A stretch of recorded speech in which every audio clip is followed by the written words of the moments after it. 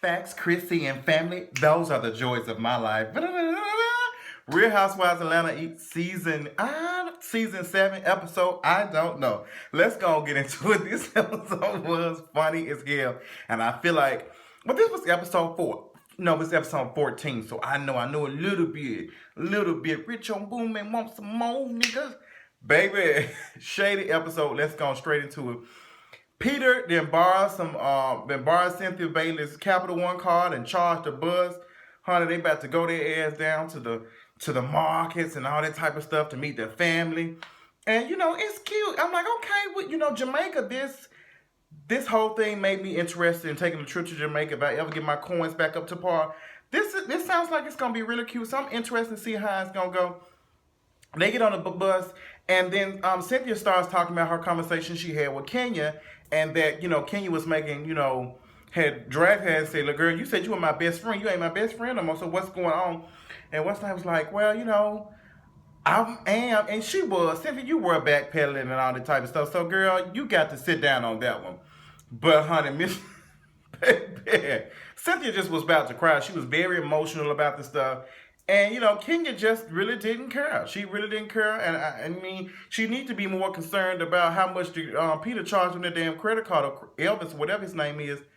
Sheree admitted, she was just like, I was the girl I'm the awesome friend who went and told Kenya this tea. I'm the one, bitch. I did it, bitch. Yeah, I said it. You know what? I like the way Sheree did that. Like, bitch, I did, but you ain't gonna check me though. You ain't gonna do shit. You better put on them shades, bitch, so you can see clearly. I can see clearly now. The shade is gone. So Kenya and Matt in the tub, honey, the hot tub with bathing suits on, all that type of stuff. And I like Matt a little bit, just a little bit.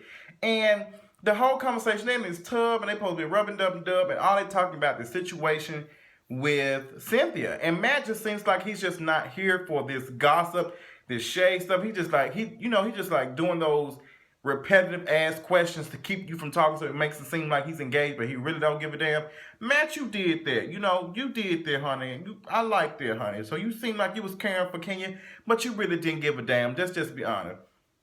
Peter ends up, we get into the what's the name? We get to the family and shit, and da da da da, and he just like, he ends up telling his story. Girl, all this shit wrong. So we on the bus, and Peter automatically, getting nervous about meeting family, and what's the name? Cynthia like, I ain't never seen you nervous like that. And because he had to go back to the rags and riches story, okay? So Peter ended up telling us a story of how he went from rags to Cynthia's purse. And it's just an uplifting story. It makes me want to pay off a credit card bill on time to raise my credit up so I can be able to use somebody else's credit to get back. Yes, God, come on. I love it. Child, I don't know what to say about Mr. Peter Hunter. Peter Paper Eater. I don't understand what to say about him.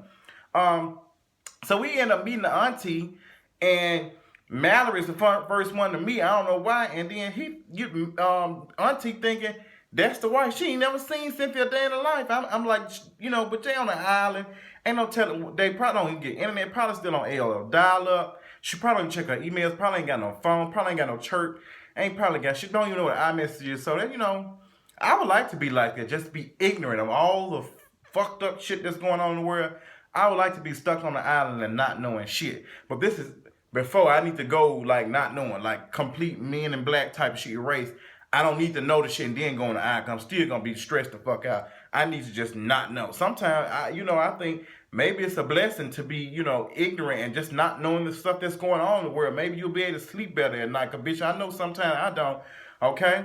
Got to worry about bills and shit, bitch. I'm tired of paying bills. I'm tired of doing shit, honey. No, I ain't gonna kill myself. Y'all probably look at me crazy and shit. No, I ain't. I'm not gonna do any type of crazy shit. Just some thinking and shit going on. So what else was going on? The fish and stuff looked really, really good. I love seafood. I am a big fan of seafood. And it just looks like it was just so homegrown. You had the person frying fish and, it was just everything like it's fresh. I was just here for it. I loved it. And I thought it was really, really cute. The men end up going to the bar, honey. And Peter automatically just starts questioning the fuck out of Matt. Just questioning him, just like, how old is you? You 28? Da da da. I need to vet you. And I'm like, Peter is the main one question. I'm like, Peter, are you trying to fuck this man? And way you question him like he's your son-in-law.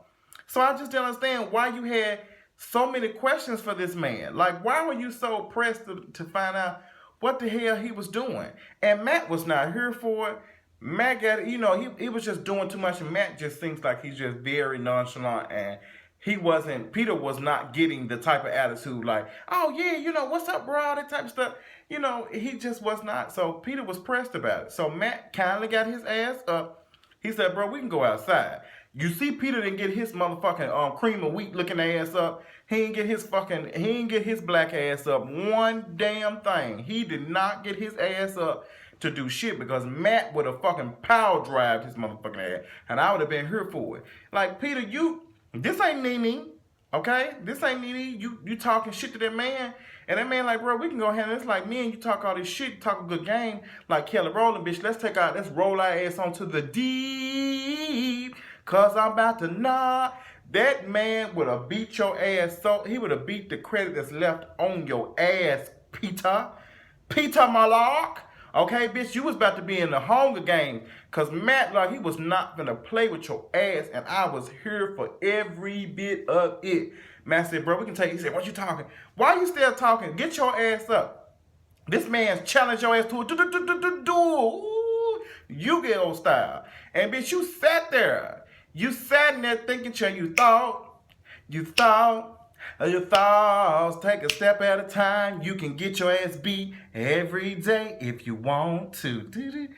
Baby, Matt like he was gonna beat the shit out of Peter, honey. And I was just like, ooh, I was just amazed and seeing how that was going, because I'm like, what Peter gonna do? Because Peter was drunk.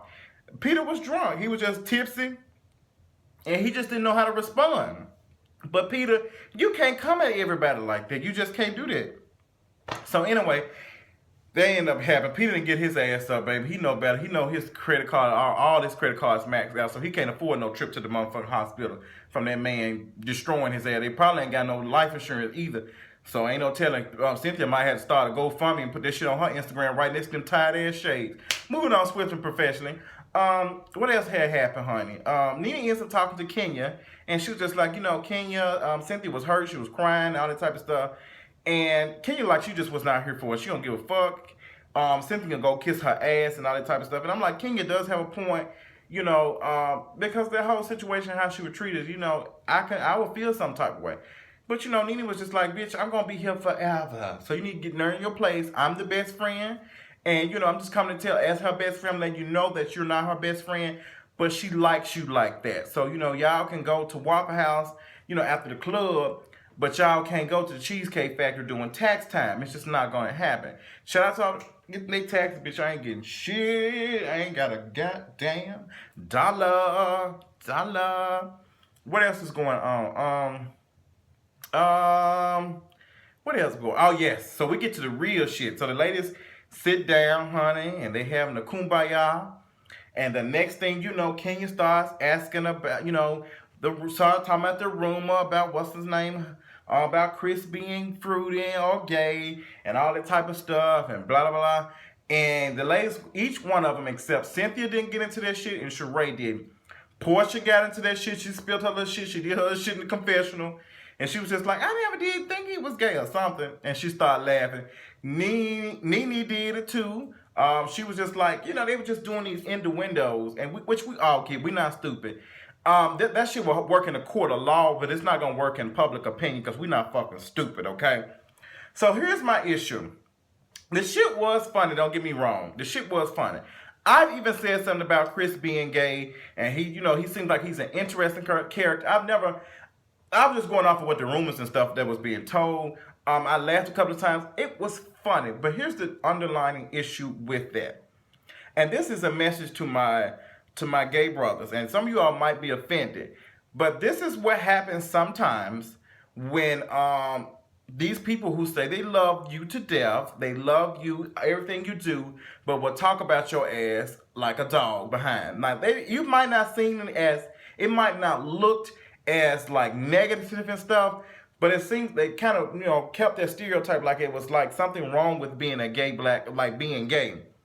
And that all men wear purses. You need to check his purse and all that type of stuff. He's feminine, and this is the problem. I think this is some stuff that black women need to deal with. Not all black women, but it's a problem in the black community that if a man does certain things, he's considered gay.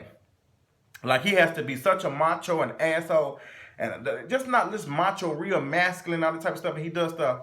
Now I'm gonna be serious with y'all. Now sometimes they do, and sometimes you be dead ass wrong. Sometimes you be just complete dead ass wrong, thinking just because a man acts a certain way he's gay, and that's not all the time.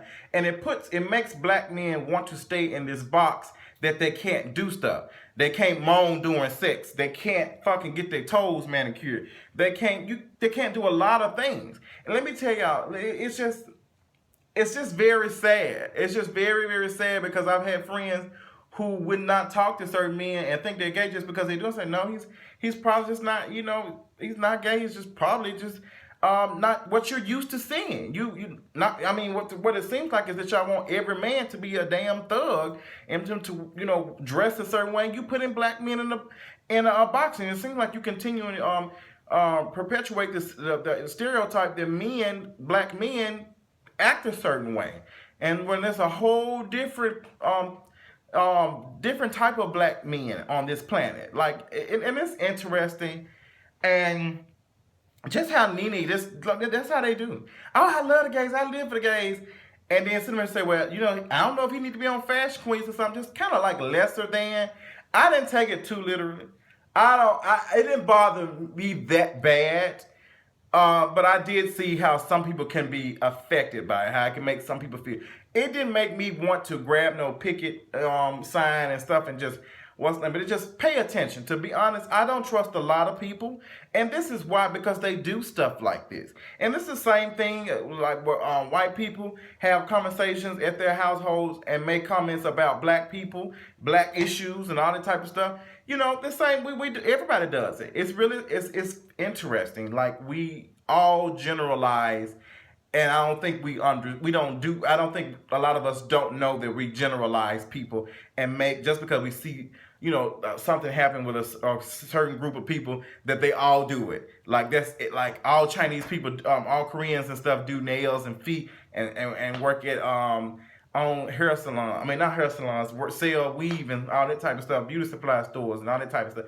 It's just interesting how we need to get out and experience life and see more than one thing. Maybe if you have some culture, you will understand that everybody's not the same. But when you just live in a certain city, you don't go and leave nowhere. Only place you go is probably 2 hours away from from where you live at, and that's during tax time. So you're not gonna really understand much. Blue, blue, blue, blue. But the shit was interesting. I say this shit all the time. Be careful with some of these women. And I'm not saying all women do it, but you have to be careful, because I've ran across some women who do stuff like that. I had a friend who sister did shit like that, made derogatory comments and stuff, and when she was around her boyfriend when I was in high school, or just making comments. The dude would make comments and she would just like agree, and it made me just question how some people be. Like, I live for you, girl. No, you live for me sometime. Bitch, I am not your pocket gay bitch. I'm not finna be sitting here making your ass laugh. I will read your ass down and move on swiftly and professionally.